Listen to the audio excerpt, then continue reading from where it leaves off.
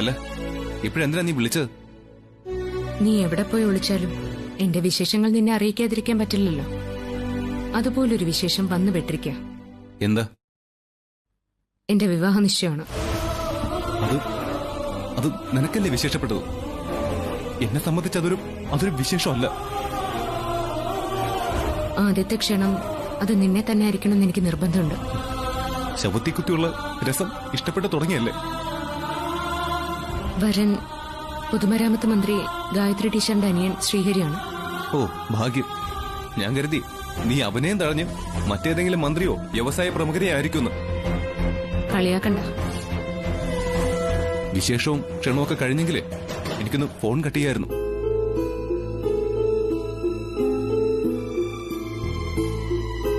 നിനക്കതിലൊരു വിഷമമില്ലേ?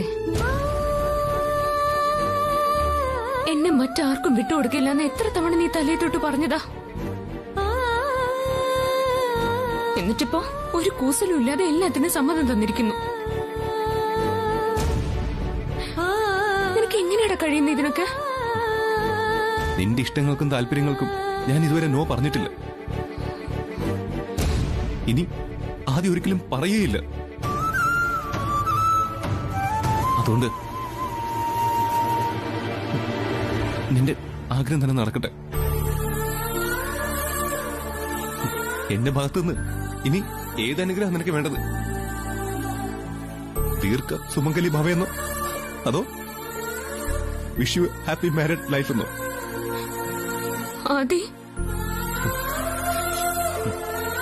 നിന്റെ ആഗ്രഹം നടക്കട്ടെ.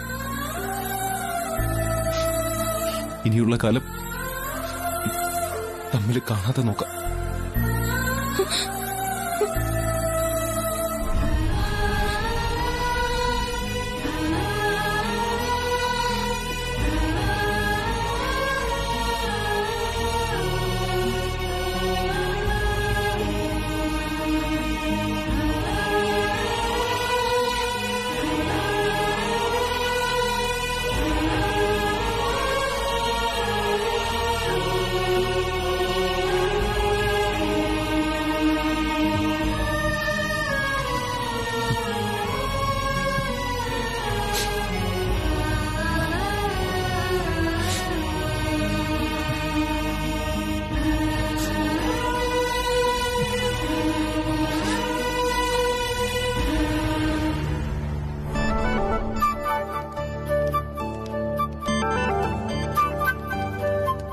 പറഞ്ഞതൊന്നും നീ കാര്യാക്കണ്ട.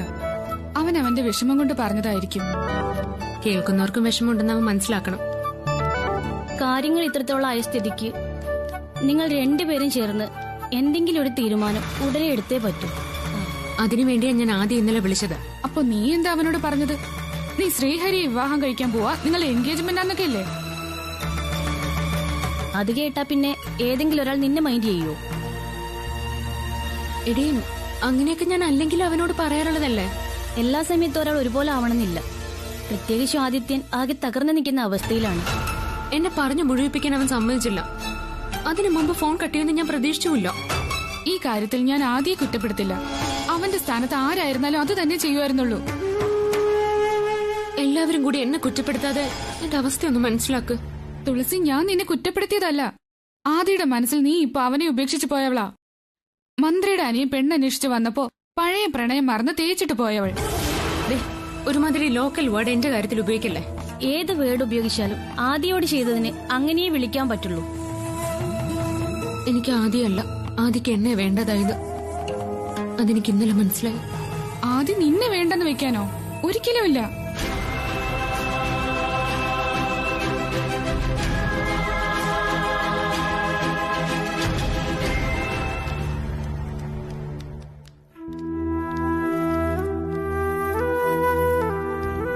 ആരോ ഒരാൾ പെണ്ണ് കാണാൻ വന്നു എന്നതിന്റെ പേരില് അവൻ ഇത്രയൊക്കെ പ്രശ്നം ഉണ്ടാക്കേണ്ട കാര്യമുണ്ടോ? അങ്ങനെയാണെങ്കിൽ എത്രയോ കാലമായി അവനെ കൊണ്ട് കല്യാണം കഴിപ്പിക്കാനെന്നും പറഞ്ഞ് ആതിരെ അവന്റെ അമ്മ വീട്ടിൽ താമസിപ്പിച്ചിരിക്കുന്നു. ഇതേപോലെ എനിക്കും പറയാലോ അവനോട്. അത് ഞാൻ പറയാത്തത് എന്തുകൊണ്ടാ?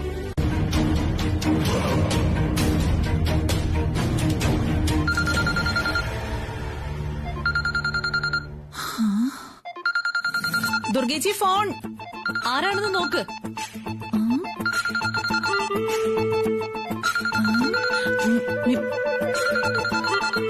Mister Gangadharan teacher. Mister Gangadharan teacher. നോക്ക്. Minister Gayathri teacher. അങ്ങനെയല്ലേ? ഗായത്രി എന്തിനായിരിക്കും വിളിക്കുന്നത്? എടുത്തു നോക്ക്, എങ്കിലല്ലേ അറിയാൻ പറ്റുള്ളൂ. വിശേഷങ്ങളൊക്കെ അറിഞ്ഞു. ഗായത്രിക്കും ശ്രീഹരിക്കും സന്തോഷമായി കാണും അല്ലേ? ഒരു കാര്യത്തിൽ എനിക്ക് സംശയമുണ്ട്. എന്താ ഗായത്രി, എന്തു പറ്റി? എനിക്ക് എത്രയും പെട്ടെന്ന് ചേച്ചി ഒന്ന് കാണണം. എന്താ, എന്തെങ്കിലും പ്രശ്നമുണ്ടോ? അതെല്ലാം നേരിട്ട് പറയാം. എന്താണെങ്കിലും പറഞ്ഞോളൂ. ഫോണിൽ പറഞ്ഞാൽ ശരിയാവില്ല. ചേച്ചി ഫ്രീ ആകുമ്പോ ഒന്ന് ഇവിടം വരെ വരണം. വളരെ അത്യാവശ്യം. ആ, വരാം.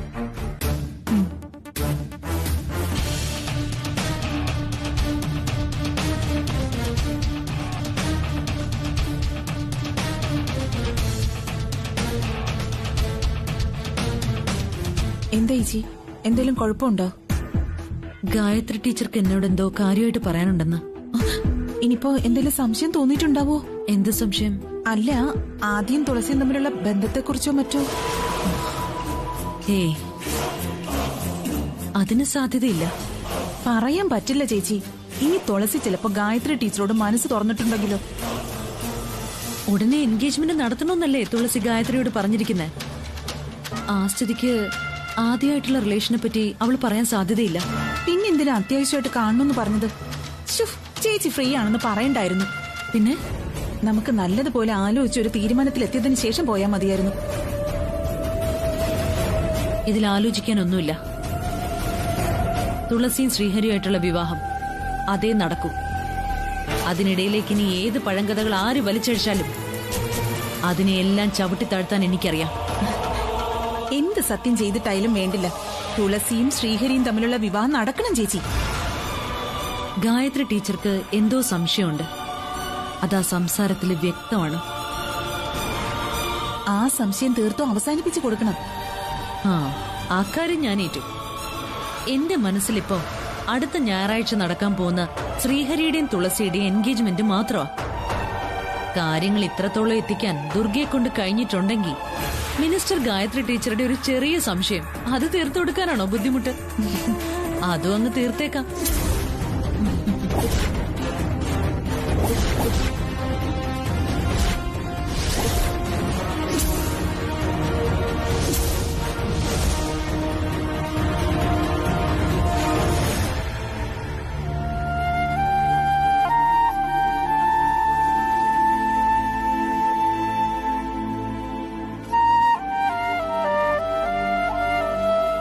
എന്തൊരാലോചന ഇത്?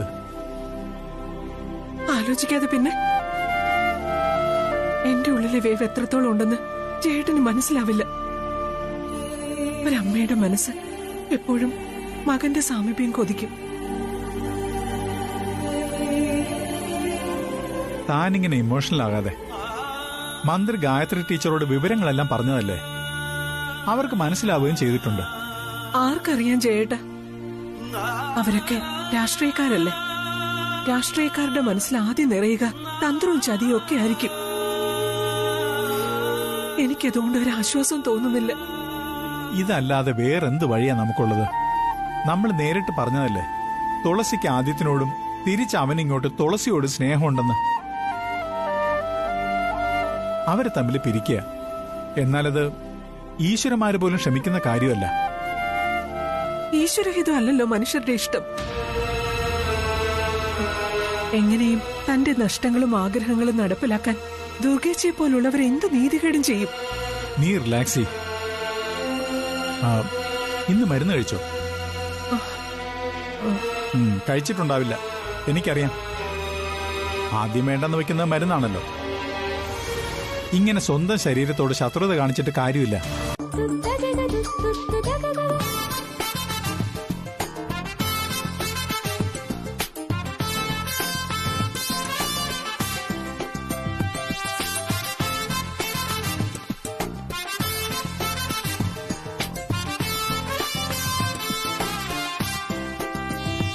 ചേച്ചി എന്താടാ എന്റെ ഒരു നല്ല ഫോട്ടോ എടുത്തന്നേ.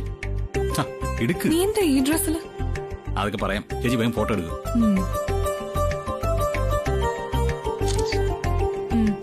ഒന്നുകൂടെ എടുത്തേ. ഇനി ഇങ്ങനെ മതിയോ? ഫോട്ടോ വല്ലതും കിട്ടിയോ? കിട്ടാതിരിക്കാനേ ഇതെടുത്ത് ശ്രീഹരിയല്ലേ ഗായത്രിയോ? എന്നാ പിന്നെ ഒന്നുകൂടെ എടുത്തേ. ഇതാ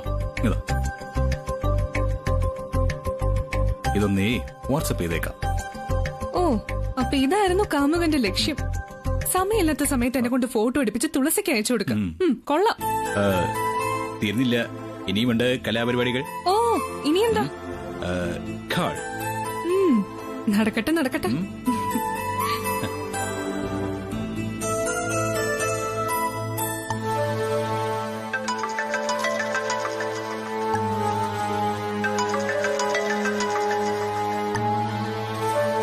ഹലോ. ഹായ് തുളസി, ഞാൻ കുറച്ച് ഫോട്ടോസ് വാട്സപ്പ് ചെയ്തിട്ടുണ്ടായിരുന്നു.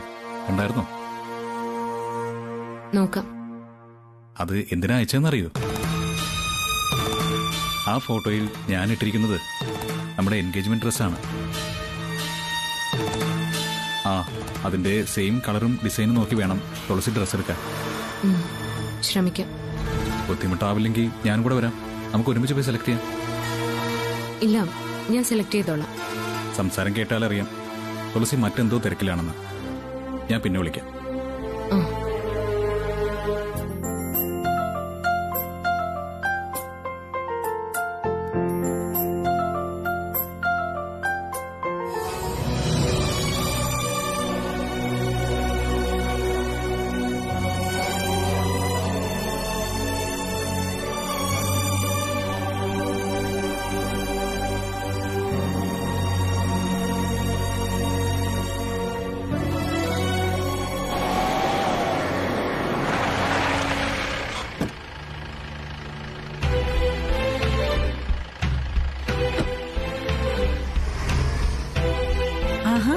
ദുർഗേശി ഇത്ര വേഗം വന്നോ?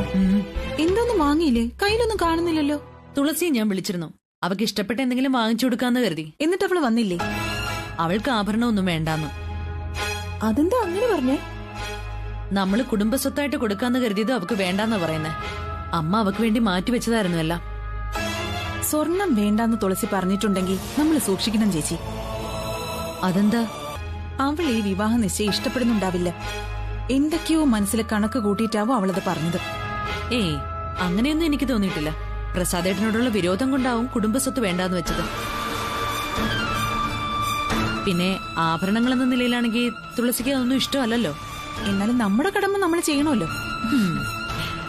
കാണാൻ ആളില്ലെങ്കിൽ പിന്നെ കടമ ചെയ്യുന്നതിലൊന്നും ഒരു അർത്ഥവുമില്ല. അതും ശരിയാ. പക്ഷെ ഞാനായിരുന്നെങ്കിലേ ഈ കത്തുന്ന പുരയെന്ന് ഒരു കഴുക്കോലെന്ന് പറഞ്ഞ പോലെ കിട്ടുന്നത് വാങ്ങിച്ചോണ്ട് പോയേനെ. അതാണല്ലോ നീയും തുളസിയും തമ്മിലുള്ള വ്യത്യാസം. ഓ,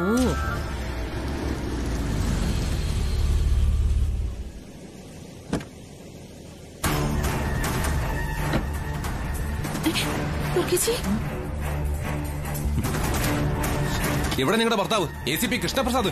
ഗുരുത്വദോഷം പറയരുത്. ഓ, ദൂഷിക്കാൻ പാടില്ലല്ലോ. മരുമകൾക്കൊരു നല്ല വിവാഹ ജീവിതം ഉണ്ടാക്കി കൊടുക്കുന്ന ആളാണല്ലോ. സ്വന്തം മകനോട് എന്തു ആവാം. എന്റെ ജീവിതം തകർക്കാൻ നിൽക്കുന്ന അദ്ദേഹം ഇവിടെ ഇല്ലേ? ആദി, ഒച്ച വെക്കണ്ട. എന്നെ ഇവിടുന്ന് നാട് കടത്തിയതേ ഇതിനാണെന്ന് എനിക്ക് മനസ്സിലായില്ല. വന്നല്ലോ സ്നേഹത്തിന്റെ നിറകുടം, മാതൃകാപരനായ അച്ഛൻ. നിന്നോടാരാ ഇപ്പൊ ഇങ്ങോട്ട് വരാൻ പറഞ്ഞത്? അപ്പോ ഞാൻ ഉദ്ദേശിച്ച തന്നെ നാട് കടത്തല നാടകം പൊളിഞ്ഞിരിക്കുന്നു അല്ലേ?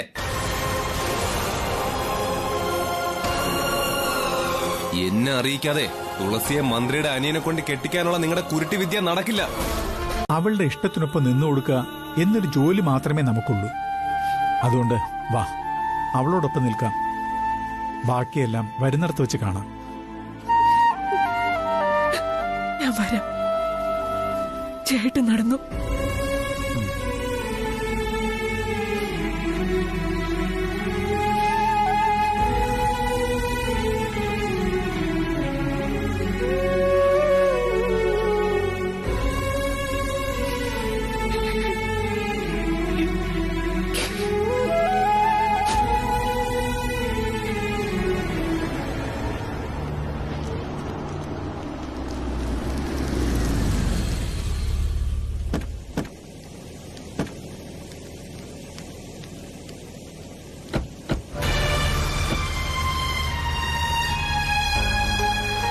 പ്രസാദേട്ടാ എന്താ ഇങ്ങനെ?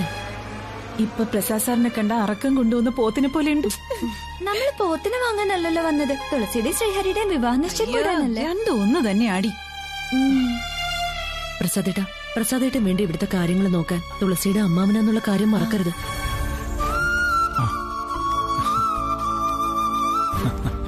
വരൂ. ഞങ്ങള് വൈകിട്ടില്ലല്ലോ? ഏയ് ഇല്ല. നമ്മൾ ഒരുപാട് നേരത്തെ ചേച്ചി.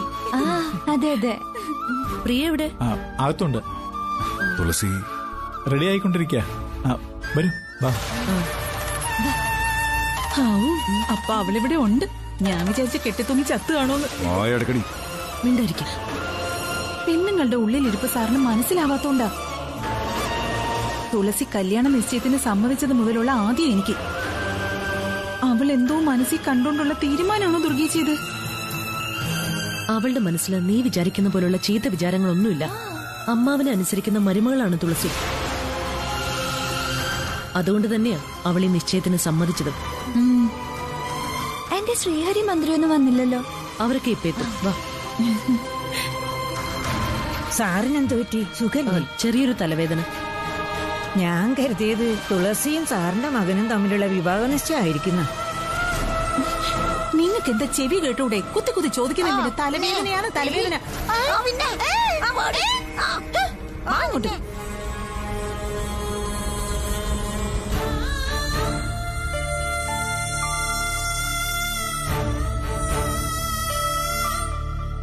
കുടുംബ പരദേവതയാണ്.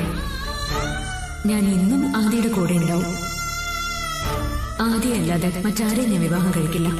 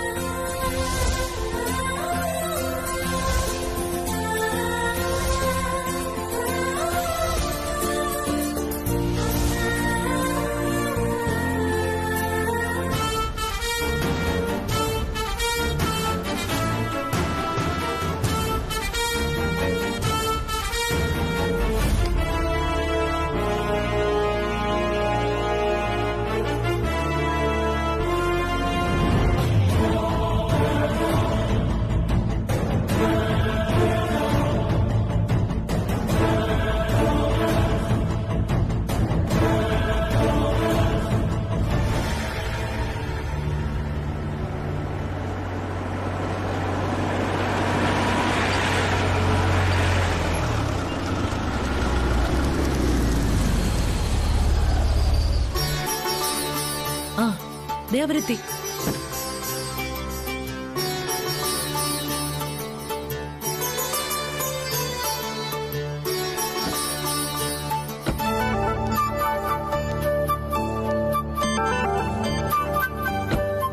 വാ.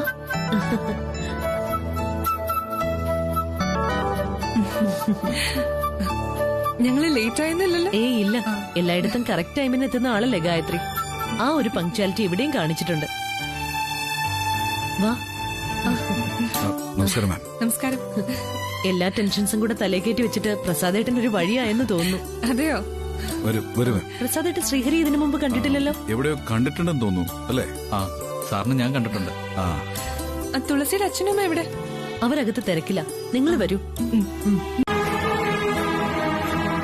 നിർത്ത്.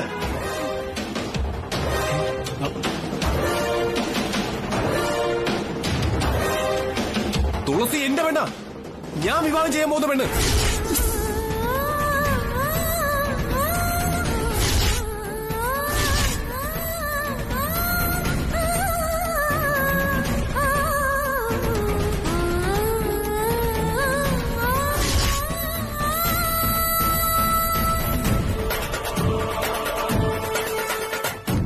ഇറങ്ങിപ്പോടാ.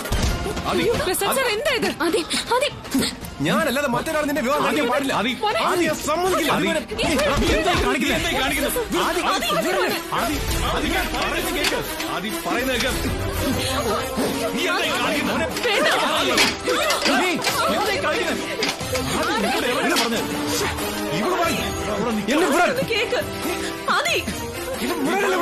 നിങ്ങൾ എല്ലാരും കൂടി അവളുടെ വിവാഹ നിശ്ചയം നടത്താൻ നോക്കിയതല്ലേ? ഞാൻ അവളെ വിവാഹം ചെയ്യാൻ പോവാ. ആ കീങ്ങത തോരാനില്ലേ പറഞ്ഞു.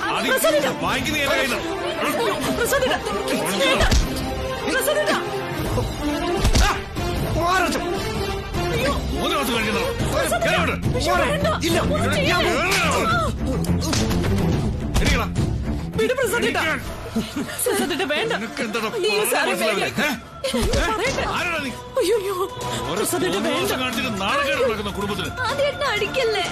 പലതവണ ഞാൻ നിന്നോട് പറഞ്ഞിട്ടുള്ള നീയും തുളസിയുമായിട്ടുള്ള വിവാഹം ഒരു കാരണവശാലും നടക്കില്ല. നിങ്ങൾ പറയുന്നത് അനുസരിക്കാനേ ഞാൻ പഴയ 10ാം ക്ലാസ് ആയിരുന്നല്ല. എനിക്ക് എന്റേതായ ഇഷ്ടങ്ങളുണ്ട്. ഞാൻ അങ്ങോട്ട് മരിച്ചു പോകും.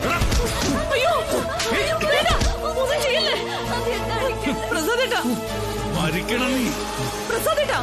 എന്തൊക്കെയാ പറയുന്നേ? കേടോ, തന്റെ അനുസരിക്കാത്ത ഇവൻ പോയി ചാവട്ടെ. എന്നാൽ ഇവന്റെ ആഗ്രഹത്തിന് ഞാൻ കൂട്ടു നിൽക്കില്ല. അങ്ങനെ ഞാൻ ചാവില്ല. എന്റെ ആഗ്രഹം അത് നിറവേറ്റിട്ട് ഞാൻ ചാവും. ആരോടാണ് സംസാരിക്കുന്നത്? എന്തിനാ ആദ്യം നീ അച്ഛനോട് ഇങ്ങനെ വാശി കാണിക്കുന്നേ? എനിക്ക് വാശി തന്നെയാ. ഞാൻ തുളസി വിവാഹം ചെയ്യരുതെന്ന് അച്ഛൻ എന്തിനാ വാശി പിടിക്കുന്നേ? എടാ, എനിക്കതിന് പല കാരണങ്ങളുണ്ട്. അത് പലപ്പോഴും ഞാൻ നിന്നോട് പറഞ്ഞിട്ടുള്ളതാ. തുളസിയെ വിട്ടൊരു ജീവിതം എനിക്കില്ല. അങ്ങനെ ഞങ്ങൾ തമ്മിൽ അകറ്റാന്ന് നിങ്ങൾ ആരും വിചാരിക്കണ്ട. അങ്ങനെ ഞാൻ വിചാരിച്ചിട്ടുണ്ടെങ്കിൽ അതേ നടക്കൂ.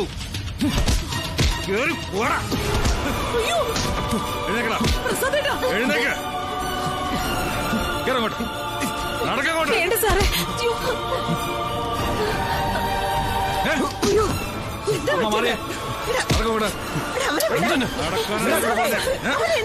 എന്താ ചെയ്തെന്നോ?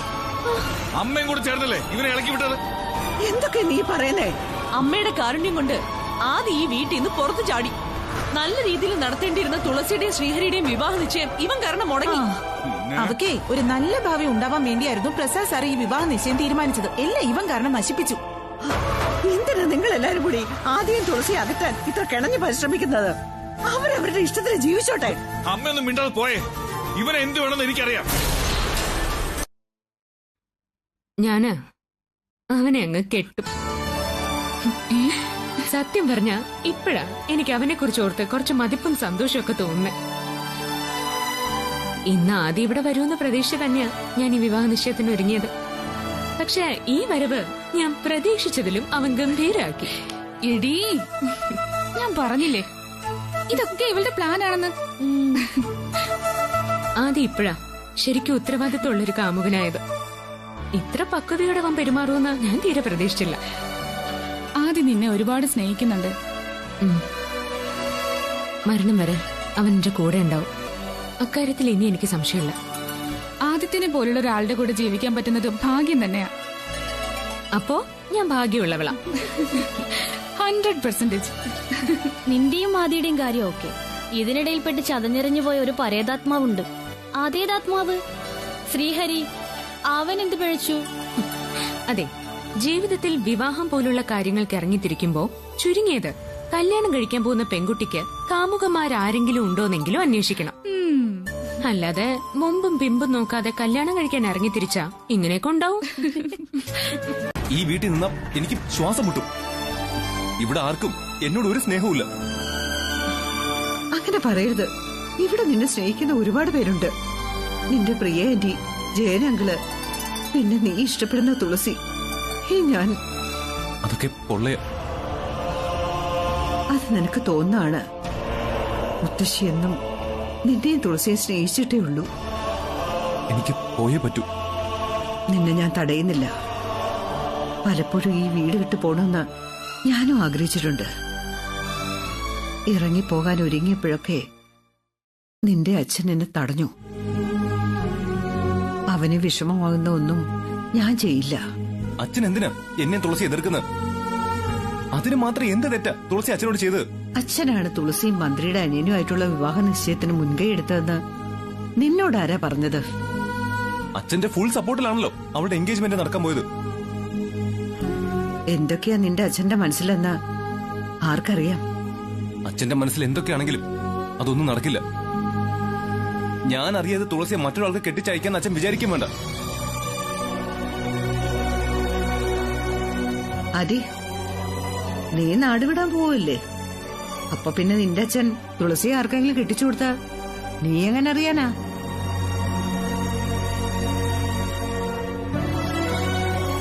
അല്ലെങ്കിൽ തന്നെ എല്ലാം ഉപേക്ഷിച്ച് നാടുവിടാൻ ഒരുങ്ങിയവൻ സ്നേഹിച്ച പെണ്ണിനെ നഷ്ടപ്പെടുന്ന ഓർത്ത് വേവലാതിപ്പെടേണ്ട കാര്യമൊന്നും ഇല്ലല്ലോ. നീ നാടുവിട്ടു പോയാ തുളസിക്ക് പിന്നെ വേറെ ആരുണ്ട്? അവള് ശ്രീഹരിയെ വിവാഹം ചെയ്യാൻ തയ്യാറായതല്ലേ? അവൾ ആത്മാർത്ഥമായിട്ടാണ് തയ്യാറായിരുന്നെങ്കിൽ ഒരിക്കലും അവളെ അതിൽ നിന്ന് പിന്തിരിപ്പിക്കാൻ നിനക്ക് കഴിയില്ലായിരുന്നു. പിന്നെ എന്തിനാ അവള് വിവാഹ നിശ്ചയത്തിന് വേണ്ടി മണ്ഡപത്തിൽ കയറി ഇരുന്നു കൊടുത്തു? നളനെ നഷ്ടപ്പെട്ടിട്ടും ദമയന്തി വീണ്ടും ഒരു സ്വയംവരത്തിന് തയ്യാറായി. അതവൾക്ക് മറ്റൊരു വിവാഹം കഴിക്കാൻ വേണ്ടിയായിരുന്നില്ല. അവൾക്കറിയാം ഈ ലോകത്തിന്റെ ഏത് കോണിലുണ്ടെങ്കിലും തന്റെ സ്വയംവര വാർത്ത അറിഞ്ഞാൽ നളൻ അവിടെ എത്തുമെന്ന്. അതുപോലെ നിന്നെ ആ വിവാഹ നിശ്ചയത്തിന്റെ മണ്ഡപത്തിൽ അവൾ പ്രതീക്ഷിച്ചു. നീ അവിടെ എത്തുകയും ചെയ്തു. എല്ലാത്തിനും കാരണക്കാരി നിങ്ങളാണെന്ന് ഞാൻ പറയുന്നില്ല. പക്ഷെ എന്റെ അനിയന്റെ മനസ്സിലേക്ക് തുളസിയെ കയറ്റിവിട്ടതിൽ നല്ലൊരു പങ്ക് ദുർഗേച്ചിക്കുണ്ട്. ഏത് കുറ്റവും ഏറ്റെടുക്കാൻ തയ്യാറായിട്ടാ ഞാൻ നിൽക്കുന്നത്. അതൊരു ഒഴിഞ്ഞു മാറല. അറിഞ്ഞുകൊണ്ട് ഞാൻ ഗായത്രിയോടോ അനിയനോടോ ഒരു തെറ്റും ചെയ്തിട്ടില്ല. എന്റെ അറിവിന്റെയും വിശ്വാസത്തിന്റെയും പരിധിക്കുള്ളിൽ നിന്നുകൊണ്ടാ ഞാൻ എല്ലാം ചെയ്തത്. തുളസിക്കൊരു നല്ല ജീവിതം, അത് മാത്രമായിരുന്നില്ല.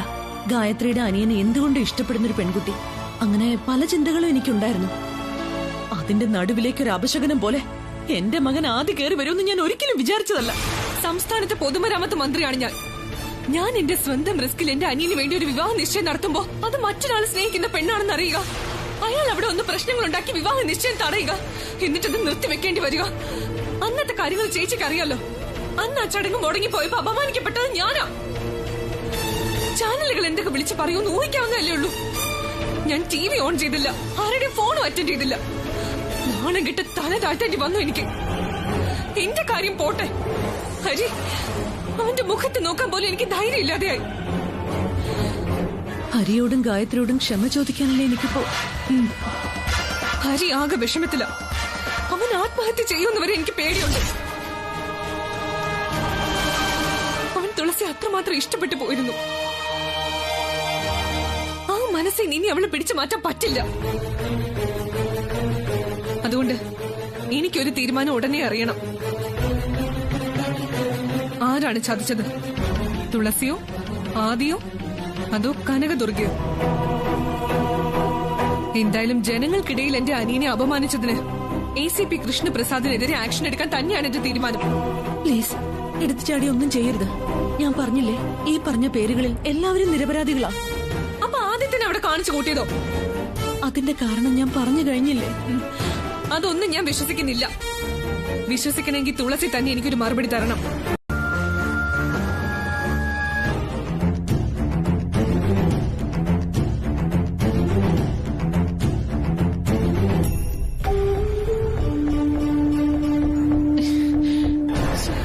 നീ ആരെയാ വിളിച്ചോണ്ടിരിക്കുന്നത്? തുളസിയെ വിളിച്ചിട്ട് കിട്ടുന്നില്ല. ദൂരെ എവിടെയാണെന്നോ എനിക്ക് തോന്നുന്നത്. മിനിസ്റ്റർ ഓഫീസിൽ കാണും. ഇതിലെന്തോ പ്രശ്നമുണ്ട് ചേട്ടാ. എന്ത് പ്രശ്നം? ഒരു പ്രശ്നവുമില്ല. പ്രസയുടെ കൂടെയല്ലേ തുളസി പോയിരിക്കുന്നത്. എനിക്ക് അങ്ങനെയൊന്നും ആശ്വസിക്കാൻ കഴിയുന്നില്ല. ജയേട്ടൻ മന്ത്രിയുടെ ഓഫീസിലേക്ക് ഒന്ന് വിളിച്ചേ. എന്നിട്ട് ഏട്ടനും തുളസിയും അവിടെ എത്തിയോന്നൊന്ന് ചോദിക്കും. അവിടെ എത്തിയെന്നറിഞ്ഞ മനസ്സമാധാനത്തോടെ ഇരിക്കാലോ. എന്റെ പ്രിയ, ഇങ്ങനെ തൊട്ടതിനും പിടിച്ചതിനൊക്കെ ടെൻഷനാവാൻ തുടങ്ങിയാ ജീവിക്കാൻ കഴിയില്ല. എന്റെ പൊന്ന് ജയേട്ട, എനിക്കിപ്പോ ഇങ്ങനെ പൊതുതത്വം ഉപദേശം കേൾക്കാൻ പറ്റുന്ന അവസ്ഥയിലല്ല. ചേട്ടൻ വിളിക്കുന്നില്ലെങ്കിൽ ഞാൻ വിളിച്ചോളാം മന്ത്രിയുടെ ഓഫീസിലേക്ക്. വേണ്ട.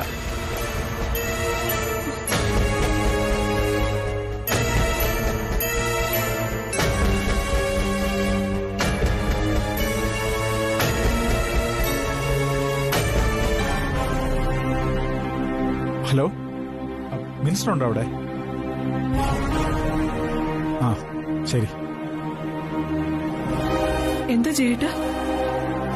അത് മിനിസ്റ്റർ ഇപ്പൊ സ്ഥലത്തില്ല, വിദേശത്താണെന്ന്. ഞാൻ പറഞ്ഞില്ലേ എന്തോ കള്ളത്തരുണ്ടെന്ന്.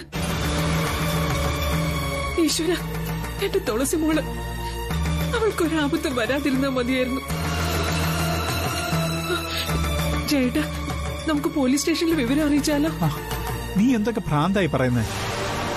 പ്രസാദ് ആരാന്ന് നീ മറന്നുപോയോ? അതുകൊണ്ട് മാത്രമാ മോളെ നീയും ആദ്യമായിട്ടുള്ള വിവാഹത്തിന് ഈ മാമൻ തടസ്സം നിന്ന്. ഇനി നിനക്ക് തീരുമാനിക്കാം എന്തു വേണോ. ഈ ലോകത്ത് മറ്റാരേക്കാളും ഞാൻ എന്റെ അനിയത്തെ സ്നേഹിച്ചു പോയി. ആ കുറ്റത്തിന് ദൈവം എനിക്ക് തന്ന ശിക്ഷയാണിത്. ആദിക്ക് നിനക്ക് മോഹം തന്നിട്ട് ഒരുമിച്ച് ജീവിക്കാൻ സമ്മതിക്കാത്ത ദുഷ്ടനാ ഞാൻ. പ്രസാദ് ഇക്കാര്യത്തിൽ കുറ്റക്കാരനല്ല. തുളസിയും ആദിയും ആരും കുറ്റക്കാരല്ല. വിധിയുടെ വിളയാട്ടമാണെല്ലാം. ആ വിളയാട്ടത്തിൽ ഉഴുതുമറിക്കപ്പെട്ട പാവം ജീവികളാണ് നമ്മളെല്ലാവരും. പ്രതിവിധിയില്ലാത്ത കാര്യമാണ്.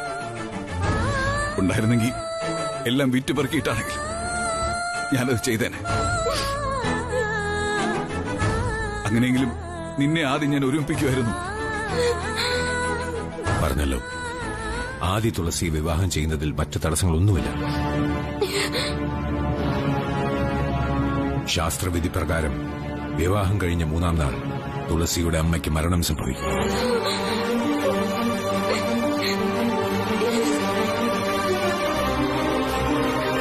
ഞാൻ ഇത്രയും കാലം സ്വായത്തമാക്കിയ ജ്യോതിഷവിധി പ്രകാരം ഈ പ്രസ്താവന പിഴക്കില്ല.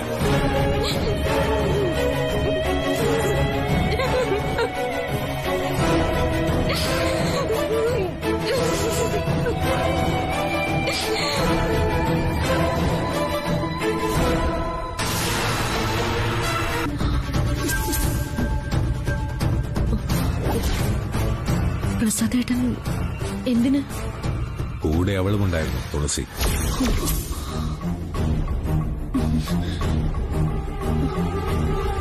എന്തിനാ തിരുമേനി പ്രസാദേട്ടൻ തുളസിയായിട്ട് അവിടെ വന്നത്? സത്യമറിയാൻ. എന്നിട്ട് സത്യം ഞാൻ അവർക്ക് ബോധ്യപ്പെടുത്തി കൊടുത്തു.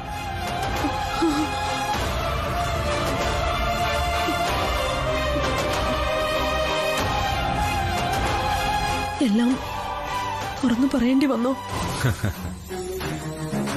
എന്റെ നിലനിൽപ്പിന് മുകളിൽ ഞാൻ കുഴിവെട്ടുവോ? കനകദുർഗ വിഷമിക്കണ്ട. എന്തുകൊണ്ട് പ്രസാദ് തുളസിയുടെയും ആദിയുടെയും വിവാഹം നടത്തിക്കൊടുക്കുന്നില്ല എന്ന ചോദ്യത്തിന് ഒരു ഉത്തരമായിരുന്നു പ്രസാദിനെ തുളസിക്ക് മുന്നിൽ ബോധ്യപ്പെടുത്തി കൊടുക്കേണ്ടിയിരുന്നത്.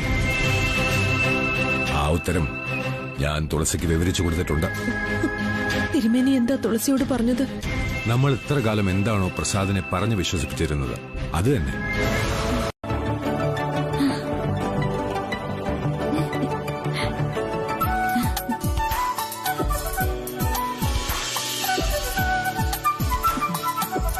അയ്യോ, ആദിത്യൻ വെഡ്സ് ആതിര. കൊള്ളാലോ. അത് ഞാൻ വെറുതെ ഇതുപോലൊരു ഇൻവിറ്റേഷൻ ലെറ്റർ നമുക്കും അടിക്കാം. അതെങ്ങനെ ദുർഗ ആന്റി? ഇല്ല, ഞാൻ തരില്ല. ഇത് പലരും കാണിക്കാനുള്ളതാ. ഞാൻ തരില്ല. എന്താടോ ഇത്? അതോ, ഇത് നമ്മുടെ മോന്റെ വെഡിങ് ഇൻവിറ്റേഷനാ. ആദിയുടെ വെഡിങ് ഇൻവിറ്റേഷൻ? ആ, ദാ നോക്കി. ആദിത്യൻ വെഡ്സ് ആതിര. ഇത് ആ ലെറ്ററിലുണ്ടായിരുന്ന വധൂവരന്മാരുടെ പേര് മാറ്റിയിട്ടേ അവൾ ആദിന്നും ആതിരയെന്നും ആക്കിയിരിക്കുക. ഇനിയിപ്പോ വൈകിക്കണ്ടോ. ഇതുപോലൊരു വെഡിങ് കാർഡ് ശരിക്കും കമ്പോസ് ചെയ്യണം. എന്നിട്ട് ആദിയുടെയും ആതിരയുടെയും വിവാഹം നമുക്ക് ഉടനെ നടത്താം.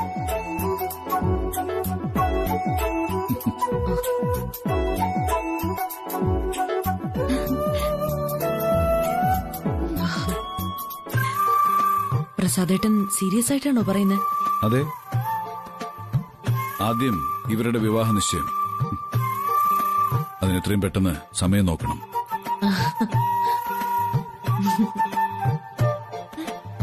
നിന്റെ ആദിയുടെയും വിവാഹ നിശ്ചയം ഉടനെ നടത്തണമെന്ന്.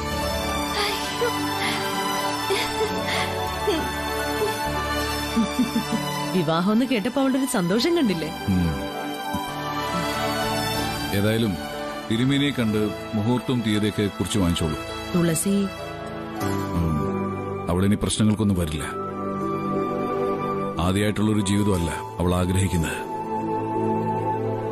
അവൾക്ക് അമ്മയുടെ ജീവനാ ഇപ്പൊ വലുത്.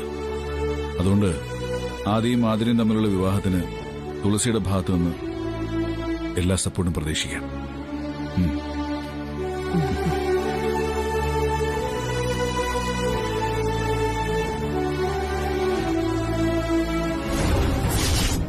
എന്നിട്ട് ഈ പറഞ്ഞൊന്നും അവർക്ക് ബാധകമല്ലല്ലോ. നമ്മുടെ ജീവിതം എവിടെയെങ്കിലും ചെന്നെത്തട്ടെ. നമ്മളെ ജീവിതകാലം മുഴുവൻ സങ്കടപ്പെടട്ടെ. അവരുടെ പിടിവാശി നടന്നതിന്റെ പേരിൽ സന്തോഷിക്കട്ടെ. അതല്ലേ നിന്റെ എന്റെ ത്യാഗത്തിന്റെ ഫൈനൽ റിസൾട്ട്. തുളസി, നീ ഇനിയെങ്കിലും ഒന്ന് പ്രാക്ടിക്കൽ ആവ്. ഞാൻ എത്ര പ്രാവശ്യം നിന്നോട് എന്തൊക്കെ പറഞ്ഞു. എല്ലാത്തിൽ നിന്നും നീ ഒഴിവായി. എന്നെ ഇഷ്ടമില്ലായിരുന്നു നിനക്കെങ്കില് ഞാനൊന്നും പറയില്ലായിരുന്നു. നിനക്ക് എന്നെ പിരിയാനുള്ള മനസ്സില്ല, ഉണ്ടോ? പറ, എനിക്കത് ഇന്നറിയണം. അതെ, നിന്റെ സ്നേഹം എനിക്കറിയാം. നമ്മൾ തമ്മിലുള്ള ഇഷ്ടം ഇന്നോ ഇന്നലെ തുടങ്ങിയതല്ലോ. ഞാൻ ജനിച്ച അതേ സമയത്താ നീയും ജനിച്ചത്. നമ്മൾ ഈ ലോകത്തെ കണ്ടു തുടങ്ങിയത് ഒരുമിച്ച. അങ്ങനെയല്ലേ നമ്മുടെ ഇഷ്ടം ഇങ്ങനെയായത്? അക്കാര്യത്തിൽ എനിക്ക് ഒരു സംശയമില്ല. പക്ഷേ എന്ത് പക്ഷേ? ഇങ്ങനെയല്ല നീ പറയും. സ്നേഹത്തിന്റെ മൗത്ത് നീ വാതൊരാതെ സംസാരിക്കുകയും ചെയ്യും. എന്നാ ഒരു തീരുമാനം എടുക്കാൻ പറഞ്ഞാൽ അത് ചെയ്യയില്ല. നിന്റെ മനസ്സിൽ എന്താ തോസി? ഞാൻ പറഞ്ഞില്ല ആദ്യം, ഇത്രയും നാളും നിനക്ക് അമ്മയെന്ന് പറഞ്ഞ പേടിയായിരുന്നില്ലേ? ദുർഗാമ്മയ്ക്ക് എന്നെ ഇഷ്ടമില്ലാത്തതുകൊണ്ടല്ലേ നീ പലതും എന്നിൽ നിന്ന് ഒളിച്ചു വെക്കുകയും നിന്റെ ഇഷ്ടം പ്രകടിപ്പിക്കാതിരിക്കുകയും ചെയ്തത്? തുളസി, അത് അന്ന് നമ്മളെ ചെറിയ കുട്ടികളാ. അച്ഛന്റെ അമ്മയുടെ നിഴലിൽ ജീവിക്കുന്ന രണ്ട് കുട്ടികൾ. ഇന്ന് അങ്ങനെയല്ല. നമ്മളിപ്പോ മുതിർന്ന രണ്ട് വ്യക്തികളാ. ഇപ്പോ നമുക്ക് വിവാഹം ആലോചിക്കുന്നു. എന്നിട്ടും നമുക്കൊരു തീരുമാനം എടുക്കാൻ കഴിയില്ലെന്ന് വെച്ചാൽ അത് വലിയ കഷ്ടമാണ്. തുളസി, ഇത് കണ്ടോ? ഇത് നോക്ക്. ഇതിലെന്താണെന്നറിയാവോ?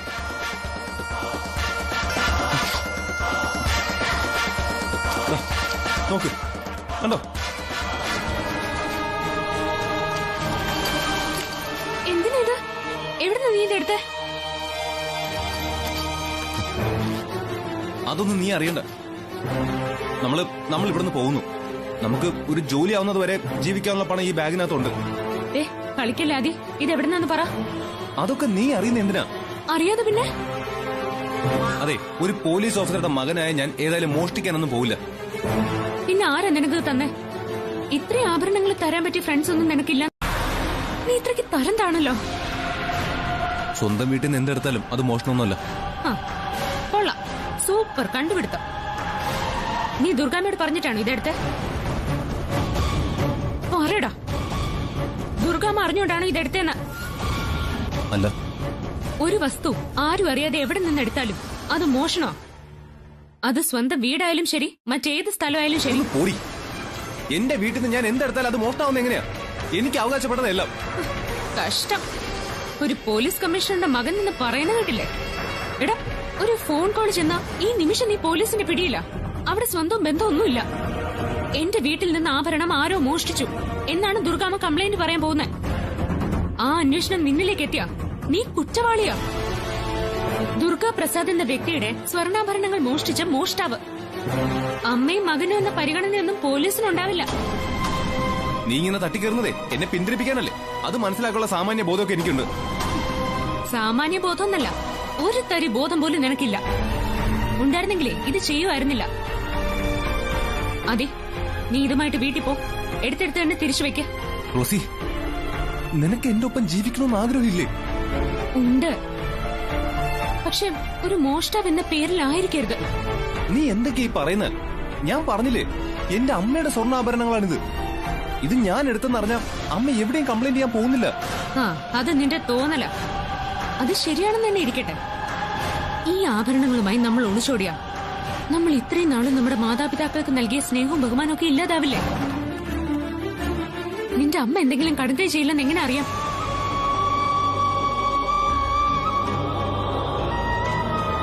നീയും ഞാനും വിവാഹിതരാകണമെന്നും ഒരുമിച്ച് കഴിയണമെന്നും ഏറ്റവും കൂടുതൽ ആഗ്രഹിക്കുന്ന എന്റെ അമ്മയാ.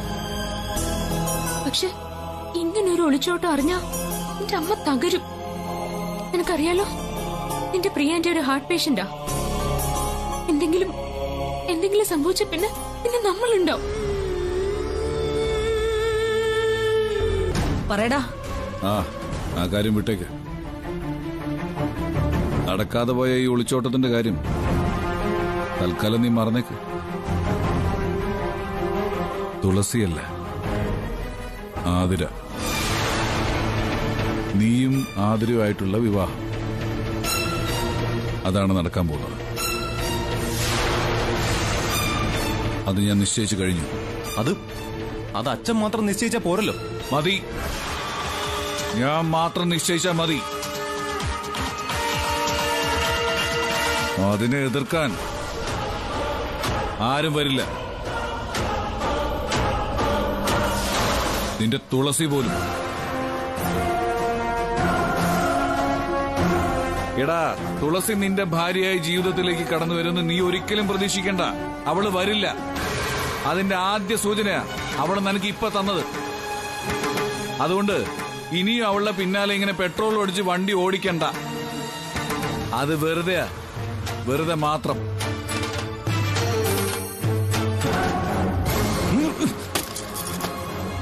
ഒളിച്ചോട്ടോ? എന്താ ദുർഗച്ചി പറയുന്നത്? എനിക്ക് മനസ്സിലായില്ല. എന്നോട് ചോദിക്കുന്ന എന്തിനാ? ദാ കണ്ണീരും കൈയായിട്ട് ഇവിടെ നിൽക്കുകയല്ലേ, അവളോട് തന്നെ ചോദിക്ക്. അവള് പറഞ്ഞുതരും കണ്ണീരിന്റെ കഥ. മോളെ, എന്താ ഇത്? ദുർഗമ്മ എന്തൊക്കെയാ പറയുന്നത്? എനിക്കൊന്നും മനസ്സിലാവുന്നില്ല. എന്തായിരുന്നു നിന്റെ പ്ലാൻ? ഞാനൊരു പ്ലാനും ഇട്ടിട്ടില്ല. ഒളിച്ചോട്ടത്തിന്റെ കാര്യം എനിക്കറിയില്ല. അറിയാത്ത കാര്യം ഞാൻ എങ്ങനെ പറയാം? എന്റെ കണ്ണീരും ഒളിച്ചോട്ടവും സങ്കല്പിച്ച് പുതിയ കഥ മെനയാൻ ഇവിടെ മുന്നിൽ തന്നെ നിൽക്കുന്നുണ്ടല്ലോ. നേരെ ചോദിക്കും. എന്താടി ഒന്നും അറിയാത്തതുപോലെ? ഞാൻ നിന്റെ വാചകടി കുറെ കേട്ടിട്ടുള്ളതാ. നീയല്ലേടി പ്ലാനുകളൊക്കെ ഉണ്ടാക്കിയത്? ആദ്യോട് സ്വർണവും പണവും എടുത്തോണ്ട് വാ, നമുക്ക് ഒളിച്ചോടാന്ന് നീയല്ലേ പറഞ്ഞത്?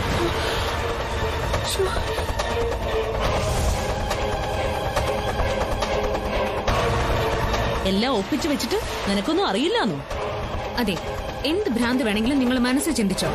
എന്നിട്ടത് സ്വന്തം വീട്ടിൽ ഇരുന്ന് നിങ്ങളുടെ ആശ്രിതരോടും വേലക്കാരോടും പറഞ്ഞാ മതി. ഇവിടെ വന്ന് പറയണ്ട. അതെ, എടിയെന്ന് വിളിക്കാനുള്ള അധികാരം നിങ്ങൾക്ക് ഇപ്പൊ ഇല്ല. തുളസി അങ്ങനെ വിളിക്കാം, അതിനപ്പുറം വേണ്ട. നീയല്ലേടി അവനെ പറഞ്ഞ് പിരികേറ്റിയത്? പോയി അവനെ വിളിച്ചോണ്ട് വാ. എന്റെ മുന്നിൽ നിന്ന് പറയട്ടെ, ഞാനാണ് അവനോട് സ്വർണവും പണവുമായി വരാൻ. പ്രസാദേട്ടനെ എങ്ങനെയും പറഞ്ഞു വിശ്വസിപ്പിക്കാന്ന് ഞാൻ കരുതി. കല്യാണ നിശ്ചയം പ്രസാദേട്ടൻ ഇല്ലാത്തപ്പോ നടത്തിയ പിന്നീട് എല്ലാം എളുപ്പമായിരിക്കുമല്ലോ എന്ന് ഞാൻ വിചാരിച്ചു. പക്ഷേ പിന്നീട് നടന്ന കാര്യങ്ങളൊക്കെ നിനക്കറിയാലോ. തനിക്ക് ഈ കല്യാണത്തിന് സമ്മതമല്ലാന്ന് പ്രസാദേട്ടൻ ഉറപ്പിച്ച് പറഞ്ഞു കഴിഞ്ഞ സ്ഥിതിക്ക് പിന്നെ എന്ത് മാർഗം എന്റെ മുമ്പിലുള്ളത്? പിന്നെ ഇവൾക്ക് ആദ്യേക്കാൾ നല്ലൊരു പയ്യനെ കണ്ടെത്താൻ ശ്രമിച്ചു. മന്ത്രിയുടെ സഹോദരൻ ആലോചനയായിട്ട് വന്നു. എന്നിട്ടോ അതും എങ്ങും എത്താതെ പോയി. ഇപ്പൊ എന്തായാലും പ്രസാദേട്ടൻ ആദ്യയും തമ്മിലുള്ള വിവാഹത്തിന് സമ്മതം പറഞ്ഞിട്ടുണ്ട്.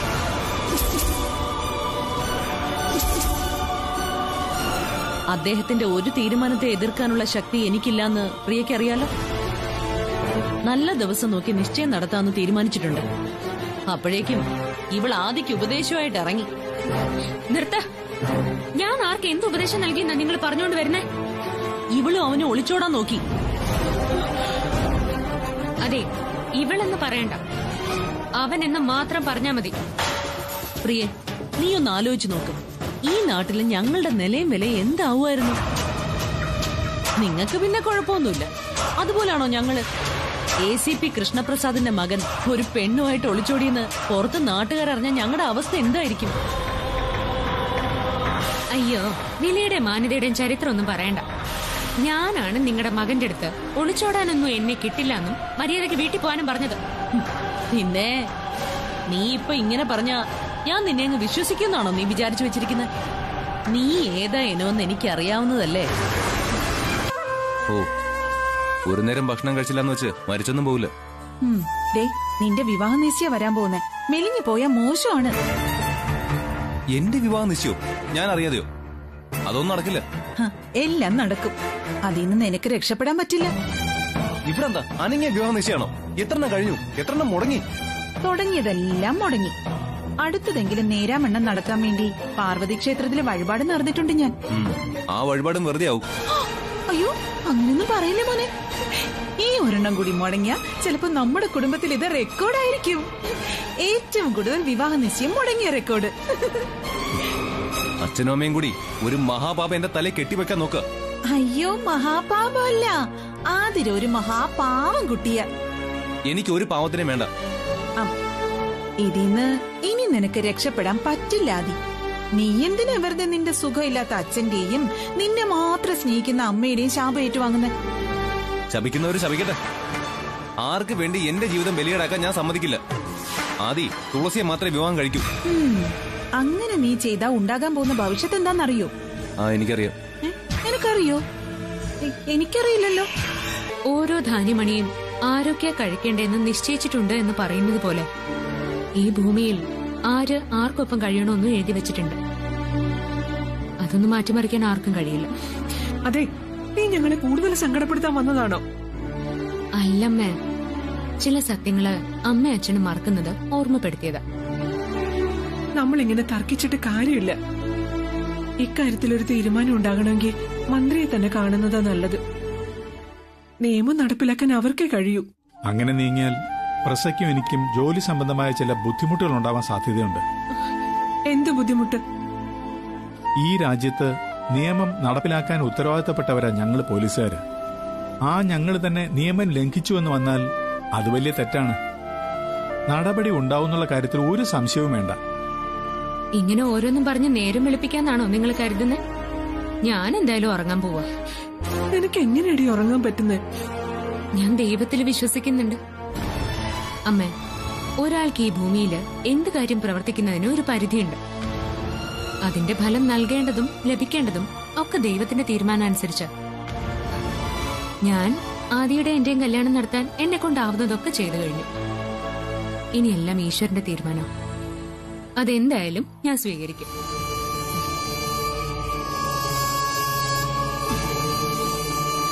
അതെ, നിങ്ങൾ രണ്ടുപേരും എല്ലാം ദൈവത്തിന് സമർപ്പിക്കാം.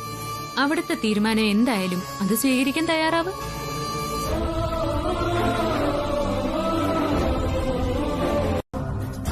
ആരാ പിന്നണിയിൽ പ്രവർത്തിച്ചത്? ഈ ഞാൻ. എന്റെ ബുദ്ധിയായതല്ല. ബുദ്ധിയുടെ കാര്യത്തിലും ആരോഗ്യത്തിന്റെ കാര്യത്തിലും മംഗളെ കഴിഞ്ഞിട്ടേ ഉള്ളൂ ഈ നാട്ടിലെ എല്ലാവരും. ആട്ടെ, ഇതെങ്ങനെ സാധിക്കുന്നു? അതാണ് എന്റെ പ്ലാൻ. 4 വശവും പുകച്ചപ്പോ എലി പുറത്ത് ചാടിയില്ലേ? അതുപോലെ ഞാനൊരു പുകയ്ക്കലങ്ങ് പുകച്ചു. വേറെ വഴിയില്ലാതെ പ്രസാദ് കല്യാണത്തിനങ്ങ് സമ്മതിച്ചു. സത്യത്തിൽ എനിക്കത് വിശ്വസിക്കാൻ കഴിയുന്നില്ല. നീയും ആതിരമോളും ഒക്കെ അവസാനം വിട്ടികളാവുന്ന ഞാൻ കരുതിയത്.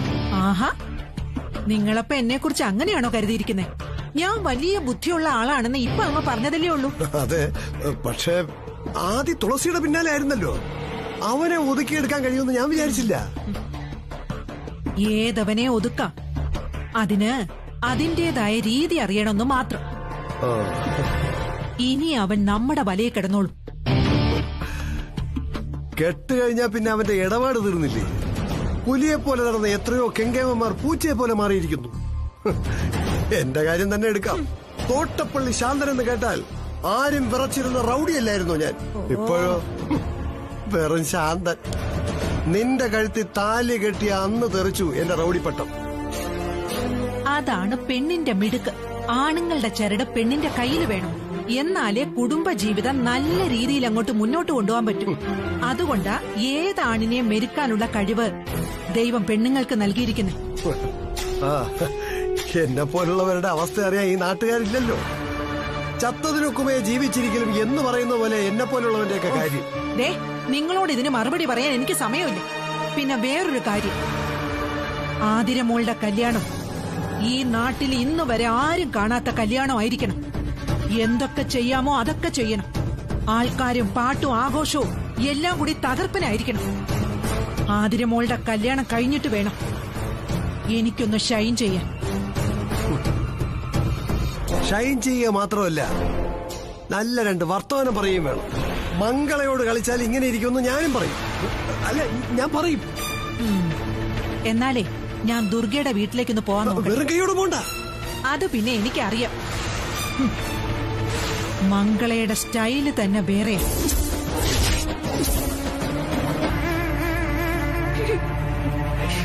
എല്ലാം അവസാനിച്ചല്ലോ. എത്ര പ്രാർത്ഥിച്ചു, എത്ര വഴിപാട് നേർന്നു ഞാൻ.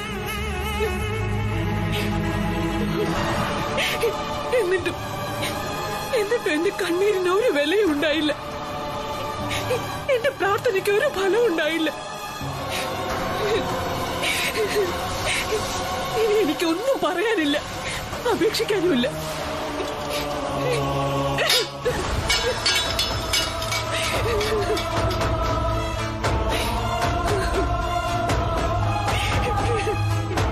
ഇനി എനിക്ക് ദർശനമല്ല, വിശ്വാസമല്ല. ആപത്തിൽ സഹായിക്കാത്ത ദൈവങ്ങളെ ഞാനിനി തൊഴില്ല. അമ്മേ, എന്തായി കാണിക്കുന്നേ?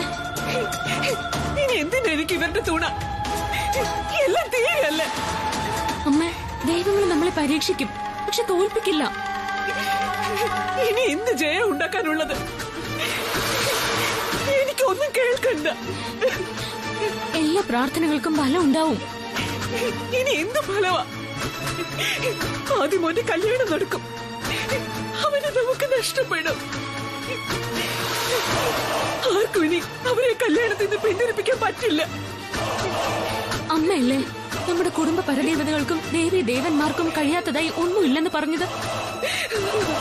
അവരിലൊക്കെ അമ്മയുടെ വിശ്വാസം നഷ്ടപ്പെട്ടോ? എങ്ങനെ നഷ്ടപ്പെടാതിരിക്കും? മനമൊരുക്കി പ്രാർത്ഥിച്ചിട്ടും ഒരിക്കൽ പോലും ഞാൻ വിളക്ക് വെച്ച് പ്രാർത്ഥിച്ച ദൈവങ്ങളൊന്നും എന്റെ ഒപ്പം നിന്നില്ല. ഞാൻ എത്ര കരഞ്ഞു വിളിച്ചിട്ട് കേട്ടില്ല അവര്. ഭഗവത് സന്നിധിയിൽ എത്ര വൈകിയാലും ന്യായം ജയിക്കും അമ്മ. ഞാൻ കഴിഞ്ഞ 25 വർഷങ്ങളായി മുടങ്ങാതെ നടത്തിയ പ്രാർത്ഥനകൾ, വഴിപാടുകൾ, അതൊന്നും ഫലിച്ചില്ല. എന്നെ കാണാനുള്ള മനസ്സ് ഞാൻ തൊഴുതു പ്രാർത്ഥിച്ച ദൈവങ്ങൾക്ക് ഇല്ലാതെ പോയി. എല്ലാം എന്റെ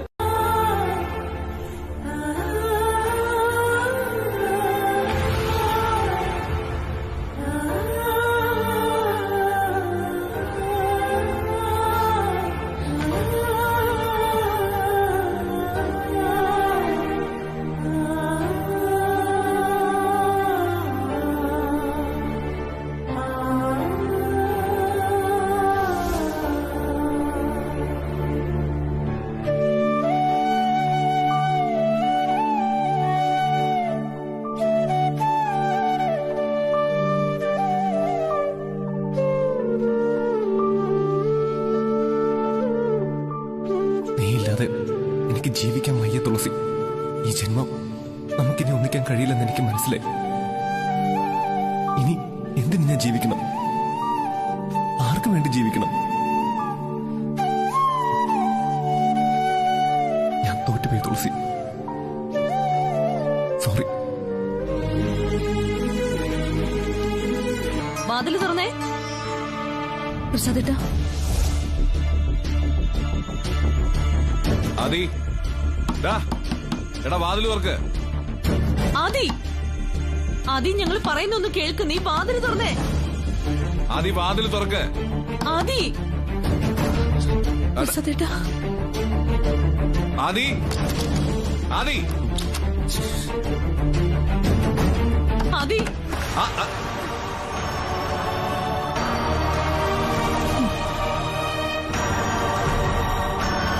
നീ ഞങ്ങളെ പേടിപ്പിച്ചു കളഞ്ഞല്ലോടാ. മനസ്സ് മരിച്ചവനാ ഞാൻ. ഇനി ഒരിക്കൽ കൂടി മരിക്കുമെന്നുള്ള പേടി വേണ്ട. എന്താടാ ഇത്? നീ എന്തൊക്കെയായി പറയുന്നേ?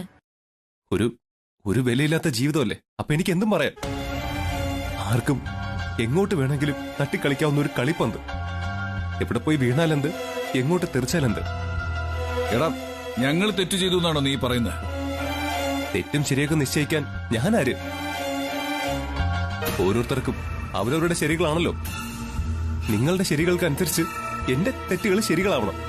അതല്ലേ ഇപ്പൊ വേണ്ടത്. നീ ഇങ്ങനെ ഞങ്ങളെ വിഷമിപ്പിക്കല്ലേ ആദി. ഞാൻ എങ്ങനെയാ നിങ്ങളെ വിഷമിപ്പിക്കുന്നേ? നിങ്ങൾക്ക് ഒരു വിഷമവും വരരുതെന്നല്ലേ ഞാൻ ആഗ്രഹിക്കൂ. എന്ത് നഷ്ടം വേണമെങ്കിലും എനിക്കുണ്ടായിക്കോട്ടെ, അത് ഞാൻ സഹിക്കും. പക്ഷേ അച്ഛനും അമ്മയ്ക്കും ഒരു വിഷമവും ഉണ്ടാവരുത്. മക്കളുടെ ജീവിതത്തിന്റെ അർത്ഥം തന്നെ മാതാപിതാക്കളുടെ സന്തോഷമാണല്ലോ. നീ ഞങ്ങളെ കളിയാക്കുകയാണെന്ന് ഞങ്ങൾക്ക് മനസ്സിലായി. അയ്യോ അമ്മേ, അമ്മ അങ്ങനെ കരുതരുത്. നിങ്ങളെ കളിയാക്കിയിട്ട് എനിക്ക് എന്ത് കിട്ടാനാ? എന്നെ പ്രസവിച്ച് എന്നെ വളർത്തി വലുതാക്കിയ എന്റെ അമ്മ, എന്റെ എല്ലാമായ അച്ഛൻ, നിങ്ങൾക്കാണ് എന്റെ എല്ലാ അവകാശവും. അനുസരിക്കാൻ ബാധ്യസ്ഥനാണല്ലോ ഞാൻ.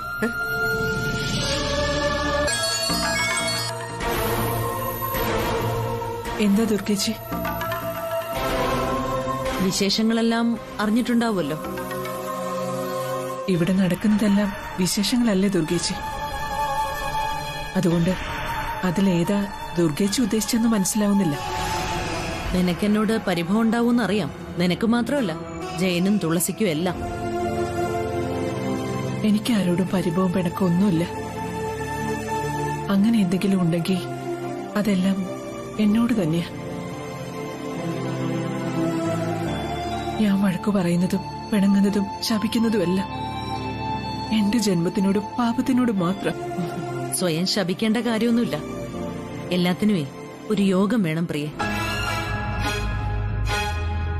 ആദ്യം തുളസിയായിട്ടുള്ള വിവാഹം നടന്നു കാണണമെന്ന് നിന്നെ പോലെ തന്നെ ആഗ്രഹിച്ചവളാണ് ഞാനും. നിനക്ക് തന്നെ അതറിയാലോ. എന്നിട്ട് എന്തായി? ഒടുക്കം ഞാൻ കുറ്റക്കാരിയായി. പ്രസാദേട്ടന്റെ മുമ്പില് അനുസരണയില്ലാത്ത ഭാര്യ എന്ന കുറ്റം ചുമക്കേണ്ടവളായി. ഇനിയെങ്കിലും എനിക്ക് എന്റെ മകനെ